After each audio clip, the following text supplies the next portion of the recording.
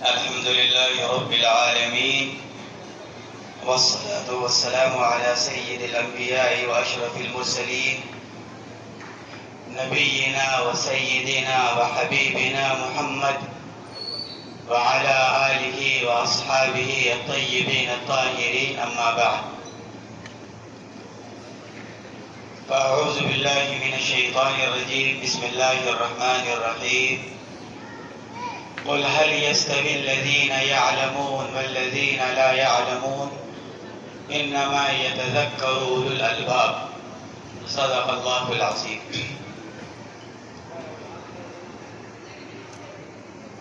عزیزوں، دوستوں، بزرگوں اور بچوں، قرآن پاک کی جو آیت میں نے آپ حضرات کے سامنے پڑھی، اللہ رب العزت نے اس میں ارشاد فرمایا، نبی جی آپ یہ ارشاد فرما دیجئے، لوگوں کو خبر کر دیجئے، جاننے والے، علم رکھنے والے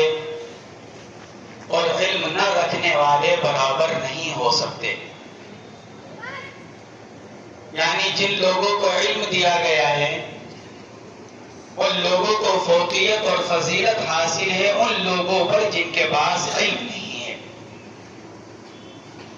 اور علم کی فضیلت کے لیے اتنی بات کافی ہے، اللہ رب العزت نے قرآن پاک میں اپنی اور ملائکہ کرام کی گواہی کے ساتھ اہل علم کی گواہی کا ذکر کیا. شہید اللہ انہ لا الہ الا ہو والملائکۃ واولو العلم. اللہ گواہی دیتے ہیں، اللہ کے فرشتے گواہی دیتے ہیں، اور تیسرے نمبر پر جو ارشاد فرمایا گیا وہ اہل علم کو فرمایا گیا. اسی لیے دین اسلام نے تعلیم کو سب سے زیادہ اہم قرار دیا. ہماری شریعت، ہمارا دین حضور اکرم صلی اللہ تعالی علیہ وسلم پر نازل ہونے والی وحی کی ابتدا اقرأ بسم ربک الذی خلق سے ہوئی. سب سے پہلے اللہ کے نبی کو پڑھنے کا حکم فرمایا گیا. ابتداء دین سے دین کی ابتدا علم سے ہوئی ہے. آپ حضرات اسی لیے جانتے ہیں حضور اکرم صلی اللہ تعالی علیہ وسلم کی تعلیمات علم کی فضیلت پر، علم کے حصول کی ترغیب پر اور اس کے شوق پر اتنی نمایاں ہیں کہ کوئی مذہب اس معاملے میں مذہب اسلام کا مقابلہ کر نہیں سکتا. الحمدللہ تعلیم دینے کے لیے ہمارے ادارے قائم ہیں، اور معلوم نہیں کتنے ہی ادارے اس جہت پر کام کر رہے ہیں. اسی کام کو آگے بڑھاتے ہوئے والد محترم حضرت مولانا سید محمد شاہی صاحب رحمت اللہ علیہ نے حالات کے تقاضے کے پیش نظر یہ اسکول قائم کیا. مولانا یاسر صاحب کو اس کی ذمہ داری دی گئی، اور مقصد صرف یہ تھا کہ ہمارے بچوں کو دینی اور اسلامی ماحول میں موجودہ زمانے کی عصری تعلیم ان کو دی جا سکے. اس لیے کہ آج ملک میں خاص طور سے ہماری تعلیم کے لیے جو کچھ کیا جا رہا ہے، ایک تو تعلیمی اداروں کا ماحول ایسا کر دیا گیا جہاں ایک مسلمان کے لیے اپنے ایمان کی حفاظت مشکل ہو گئی. دوسرے، تعلیمی نصاب کے اندر اتنی تبدیلیاں کر دی گئی کہ ان کو پڑھ کر اور اس تعلیمی نصاب کو حاصل کر کر ایک مسلمان کے لیے اپنے ایمان کو بچانا مشکل ہے. اس لیے ضرورت اس بات کی سمجھی جا رہی تھی کہ ہم اہل دین، اہل علم، مسلمانوں کا دیندار طبقہ، فکر مند طبقہ ایسے ادارے، اسکول اور تعلیم کا نظام قائم کریں جہاں اپنے بچوں کو اور بچیوں کو بہتر سے بہتر کہ عصری تعلیم دی جا سکے، لیکن ایسا ماحول قائم کیا جائے کہ جس سے ہمارے بچوں کا نہ صرف ایمان محفوظ ہو بلکہ آئندہ بھی ان کے ایمان کی حفاظت ہوتی رہے. آگے زندگی کے مختلف شعبے ہیں اور آگے بڑھنے کے بہت سے مواقع ہیں، بہت سے مراحل ہیں. یہاں سے بچوں کو نکل کر آگے ان مواقع کو استعمال کرنا ہے. ہم یہ چاہتے ہیں ہم اپنے بچوں کو دینی اعتبار سے اتنا پختہ کر دیں، مذہبی اعتبار سے ان کو اتنا شعور دے دیں کہ جب وہ یہاں سے نکل کر کسی اور ادارے میں تعلیم حاصل کرنے کے لیے جائیں یا زندگی کے اور شعبوں میں جائیں تو ان کو یہاں کی یہ بنیادی تعلیم ان کو ان کے ایمان پر ثابت قدم رکھے. اسی لیے ہم نے اس ادارے کو قائم کیا اور اسی بنیاد پر یہ ادارہ چلایا جا رہا ہے. ہمارے یہ اسکول اسی بنیاد پر چل رہا ہے. تعلیم کے بنیادی جو مقاصد ہیں ان مقاصد میں سب سے پہلا مقصد ہے عقیدہ اور ایمان کو مضبوط کرنا. ہر مسلمان کا عقیدہ بالخصوص اللہ کی وحدانیت، نبی علیہ الصلوۃ والسلام کی رسالت اور آخرت کی زندگی، یہ اسلام کے 3 بنیادی عقائد ہیں: توحید، رسالت، آخرت. اگر کسی انسان کے پاس یہ 3 بنیادی عقائد موجود ہیں وہ انسان مسلمان کہلائے جانے کے لائق ہے. اور اگر کسی انسان کو ان 3 بنیادی عقائد میں سے کسی عقیدے میں خدا نخواستہ شبہ پیدا ہو جائے یا وہ ان عقائد میں سے کسی عقیدے میں کمزور پڑ جائے تو پھر اس کا ایمان بھی محفوظ نہیں ہے. ہمارے اس اسکول کے جو بنیادی مقاصد ہیں ان مقاصد میں سے سب سے پہلا مقصد یہی ہے کہ عقیدہ اور ایمان کی جڑوں کو مضبوط کرنا. دوسرا مقصد غیر اسلامی نظریہ اور غیر اسلامی تہذیب سے ہمارے بچوں کی حفاظت. دیگر تعلیمی اداروں کے اندر جا کر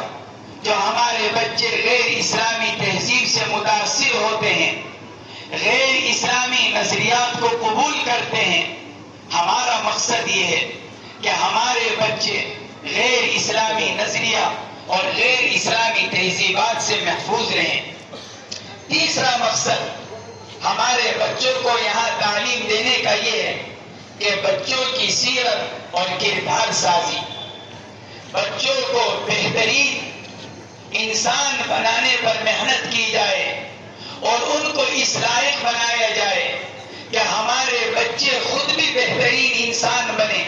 اور آگے چل کر معاشرے کی بھی کردار سازی کرنے کے لائق اور قابل ہو جائیں. یہ ہماری یہاں کی تعلیم کا بنیادی مقصد ہے. چوتھا مقصد اپنے بچوں کی صلاحیتوں کے نشو و نما، اپنے بچوں کی صلاحیتوں کو بڑھانا، ان کو میدان عمل میں آگے کرنا اور ان کو اس قابل بنانا کہ وہ یہاں سے پڑھنے کے بعد آگے کسی بھی میدان عمل میں جائیں تو وہ اتنے مضبوط ہوں، ذہنی اعتبار سے، قابلیت کے اعتبار سے،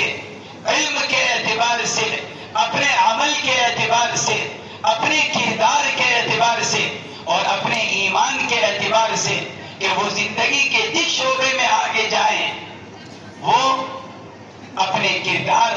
اور اپنی سیرت کو ایسا مضبوط رکھیں کہ ان کی پہچان ہر معاشرے میں اور ہر میدان میں ایک مسلمان کی حیثیت سے باقی رہے۔ پانچواں مقصد ہمارے یہاں کی اس تعلیم سے، ہمارے اس تعلیمی ادارے سے وہ یہ ہے کہ ہم اپنے بچوں کو اس لائق کر دیں کہ سماج کی اور معاشرے کی جو ذمہ داریاں ہر ایک فرد کے اوپر آتی ہیں، ہمارے بچے اس لائق ہو جائیں کہ وہ آگے چل کر سماج اور معاشرے کی ذمہ داریوں کو اٹھانے کے لائق ہو جائیں، اور سماج کی ذمہ داریوں کو نہ صرف ادا کرنے والے بلکہ سماج اور معاشرے میں اور اس کی اصلاح میں ایک اہم کردار ادا کرنے والے بن جائیں۔ یہ ہمارے اس ادارے کے مقاصد میں سے بنیادی مقاصد ہیں۔ انہی بنیادی مقاصد کی وجہ سے حضرت والد مرحوم نے اس ادارے کو قائم کیا، اس اسکول کو شروع کیا، اور آپ حضرات نے اسی بنیاد پر اپنے بچوں کو یہاں پڑھنے کے لیے بھیجا ہے، ورنہ تعلیمی اداروں کی شہر اور ضلع کے اندر کمی نہیں ہے۔ میں یوں کہتا ہوں، ہم سے بہتر ادارے موجود ہیں، پرانے ادارے موجود ہیں، اس سے مضبوط ادارے موجود ہیں، لیکن ہمارے بچوں کے والدین نے ہمارے اوپر اعتماد کیا، بہت سے اداروں سے اپنے بچوں کو اٹھا کر ہمارے اس ادارے میں انہوں نے اپنے بچوں کا داخلہ دلوایا، صرف اس اعتماد پر، اس یقین پر کہ ہمارے بچے یہاں رہ کر انشاءاللہ ایمانی ماحول میں عصری تعلیم کو حاصل کریں گے، خود بھی آگے بڑھیں گے، اپنا نام روشن کریں گے، اپنے والدین کا نام روشن کریں گے، اور اپنے اس ادارے کا نام انشاءاللہ روشن کریں گے۔ ہماری پوری کوشش ہے ہم آپ کے اس اعتماد کو پورا کریں، آپ کی ان امیدوں کو، جن امیدوں کے ساتھ آپ نے اپنے بچوں کو یہاں داخلہ دلوایا ہے، ہمارے حوالے کیا ہے، ہم اس کوشش میں لگے ہوئے ہیں کہ ہم آپ کی امیدوں سے بڑھ کر آپ کے بچوں کو اس لائق بنائیں، اور آپ کے بچے اس لائق ہو جائیں کہ آپ کا سر فخر سے بلند ہو سکے، آپ لوگوں کے سامنے یہ کہہ سکیں کہ ہم نے جن امیدوں کے ساتھ اپنے بچوں کو یہاں پر داخلہ دلوایا تھا، الحمدللہ ہمارے بچے اس سے کہیں اچھے بن کر آئے ہیں۔ دعا ہے اللہ رب العزت ان محنتوں کو قبول فرمائے، آپ حضرات کے اور ہمارے بچوں کو اللہ رب العزت دین اور دنیا کی کامیابی مرحمت فرمائے، اور معاشرے میں اور سماج میں ایک بہترین انسان بن کر زندگی گزارنے کی توفیق مرحمت فرمائے۔ اور ہمارے یہاں آنا وہ صرف اس وجہ سے ہے کہ ہم اپنے بچوں کے حوصلہ افزائی کرنے والے بن جائیں۔ یہ جو پروگرام ہیں، میں اپنے بچوں سے عرض کرنا چاہتا ہوں، ہمارے جو یہ پروگرام ہیں، رات میں اپنی بیٹی سے کہہ رہا تھا کہ بیٹی ہمارے جو پروگرام ہوتے ہیں، یہ پروگرام سب کچھ نہیں ہے، بلکہ اصل ہے ہمارے پورے سال کی محنت۔ ہم نے پورے سال کیا پڑھا، ان پڑھائی کا نتیجہ اور پتہ چلتا ہے پڑھائی کے رزلٹ سے، امتحانات سے۔ اصل وہ رزلٹ ہے جو ہمارے تعلیم کا آتا ہے، اس سے پتہ چلتا ہے کہ بچوں نے کتنی محنت کی ہے، اور بچوں کے جو ٹیچرز ہیں انہوں نے کتنی محنت کی ہے۔ اصل وہی ہے۔ یہ ہمارے جو پروگرام ہیں، ان پروگراموں کا مقصد بچوں کی حوصلہ افزائی اور بچوں کے اندر ایک اعتماد قائم کرنا، کہ بچے اتنا اعتماد والے بن جائیں کہ آئندہ ان کو کوئی اسٹیج دے دیا جائے، آئندہ ان کو کسی مقام پر کھڑا کر دیا جائے، ہمارا بچہ نہ کہیں جھجکے، ہمارا بچہ نہ کہیں پیچھے ہٹے، اور نہ ہمارا بچہ کہیں ایسی پریشانی میں مبتلا ہو جائے کہ وہ یوں سوچتا رہ جائے کہ میں کیا کروں اور میں کیا کہوں۔ ہمارے یہ پروگرام صرف اس لیے ہے کہ ہمارے بچوں میں ایک اعتماد قائم ہو جائے، ہمارے بچوں کے اندر سے جھجک ختم ہو جائے، ہمارے بچے ان چھوٹے مقابلوں سے یہ ہمت حاصل کریں کہ وہ آگے آنے والے بڑے بڑے مقابلوں میں شریک ہو کر کامیابی حاصل کرنے والے بن جائیں۔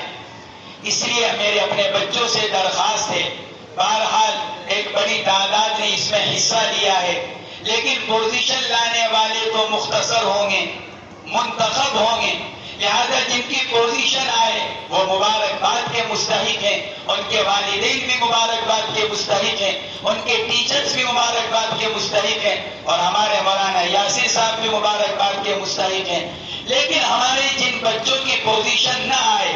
جن کے نام کا اعلان نہ ہو، وہ یوں نہ سمجھے کہ ہم کمزور ہیں، ہم نکمے ہیں، ہم کسی لائق نہیں ہیں، ایسا نہیں ہے، بلکہ مجھے روایت یاد آئی حضور اکرم صلی اللہ علیہ وسلم کی مشکات شریف کی روایت ہے۔ ایک مرتبہ حضرات صحابہ کرام گئے، تشریف لے گئے، دشمنوں سے مقابلہ ہوا، کمزور پڑ گئے، واپس مدینہ منورہ خاموشی کے ساتھ آ گئے۔ صحابی کہتے ہیں شرمندگی کی وجہ سے ہم نے گھر سے باہر نکلنا چھوڑ دیا۔ حضور پاک علیہ السلام کی خدمت میں پہنچے ایک دن، ہم نے جا کر عرض کیا یا رسول اللہ نحن الفرارون،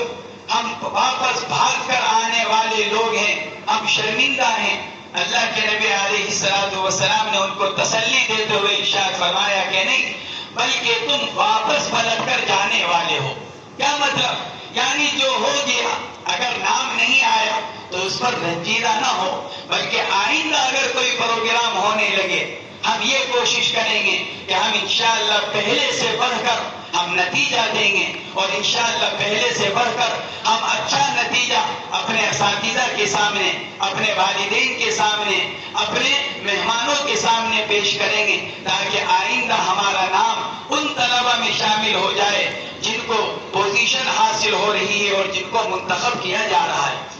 اس لیے ہمارے وہ بچے کسی بھی طرح کی شرمندگی، کسی بھی طرح کا افسوس نہ کریں جن کا نام نہ آ سکے، اس لیے کہ نام نہ آنا یہ کمزوری کی علامت نہیں، نام نہ آنا یہ فیل ہونے کی علامت نہیں ہے۔ اس لیے ہمارے تمام بچے مبارکباد کے مستحق ہیں جنہوں نے یہاں پر حصہ لیا، اور جنہوں نے پہلے حصہ لیا، جن کا نام اس دوسرے مرحلے کے لیے نہیں آ سکا، ہمارے تمام بچے مبارکباد کے مستحق ہیں۔ اللہ تبارک و تعالی ہمارے تمام بچوں کو قبول فرمائے، ان کے اساتذہ اور ٹیچرز کی محنت کو قبول فرمائے، ہمارے ناظم صاحب کی محنت کو قبول فرمائے، اور مزید اس میں ترقیات عطا فرمائے۔ وآخر دعوانا ان الحمد للہ رب العالمین۔